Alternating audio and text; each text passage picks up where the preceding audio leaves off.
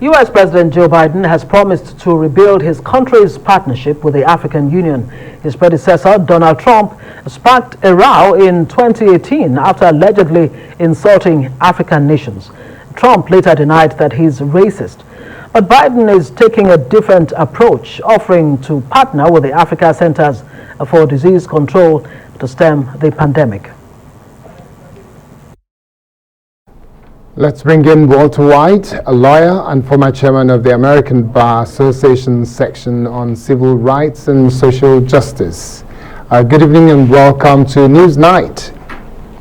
So, good to see you again on Newsnight. First, let me ask, what's your perception of the way things have been panning out in the last few days, especially with the foreign policy position of Joe Biden? Well, given the extraordinarily failed leadership of the Trump administration, including but not limited to supporting governments that liked him personally, intimidation of those he perceived did not, his renunciation of the multilateral organizations, including but not limited to NATO, the EU, the United Nations, the Paris Agreement on Climate Change, the WHO, the WTO, the World Bank, the Trans-Pacific Partnership Agreement, the Iran nuclear deal, as well as cozying up to totalitarian leaders such as Putin, Kim Jong-un, Bolsonaro of Brazil, and Turkey's Erdogan, his despicable efforts to bend the U.S. military to make profits in Scotland and profit from the G7 by hosting it in Mar-a-Lago, the world has accepted that the Trump administration maintained questionable ethics, was corrupt, and a highly unreliable partner. The Biden administration is announcing that it is resetting the course. The U.S. will become a dependable and trustworthy partner consistent with international ethics, both domestic and international rules of law, and customary and diplomatic norms. Biden is trying to return the U.S. to be a reliable partner in multilateral organizations.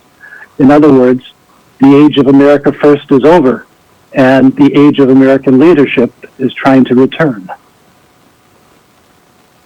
How Biden's administration will impact, well, what his Africa policy would be. How different would it be from Trump era?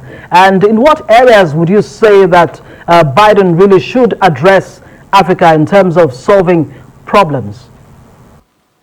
Well, first of all, Biden recognizes the rest of the world, and he recognizes the sovereign rights of various countries. He doesn't dismiss an entire continent or two, and his decision to work with the African Union, the decision to rejoin the WHO, the decision to recognize the authority and participate in the WTO, these are all major steps that Biden is taking to recreate the role of American leadership on an international basis. On the foreign policy front, President Biden has already called out Putin on the arrest and poisoning of Alexei Navalny. He's called out the Russian Federation on the GRU's participation in election interference and cybercrime. And President Biden has also announced plans to work closely with the EU in a coordinated approach to China, which is novel, and it could be extremely effective. Of course, Biden has also already threatened sanctions against the military in Myanmar. So President Biden is reverting to a far more traditional foreign policy initiative, and thank God, I guess, is the real answer.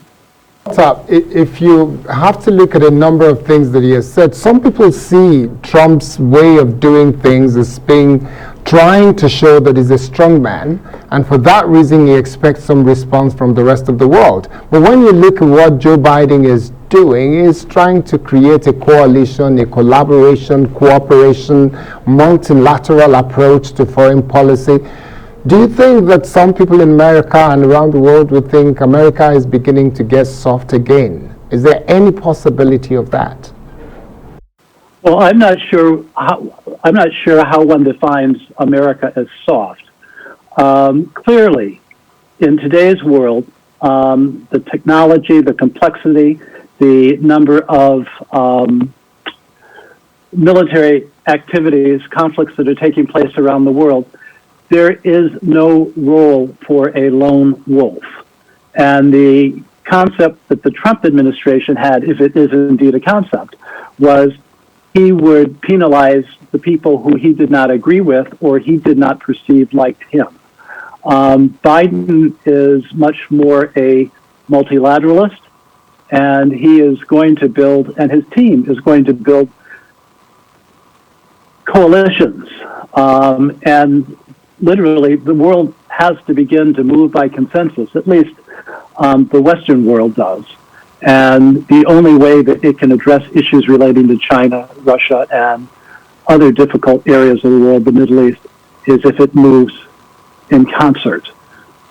That is the hope, I believe, of the Biden administration and their foreign policy goals. All right, Walter White, thank you so much for joining us and talking about Biden's plans for Africa and, of course, the rest of the world.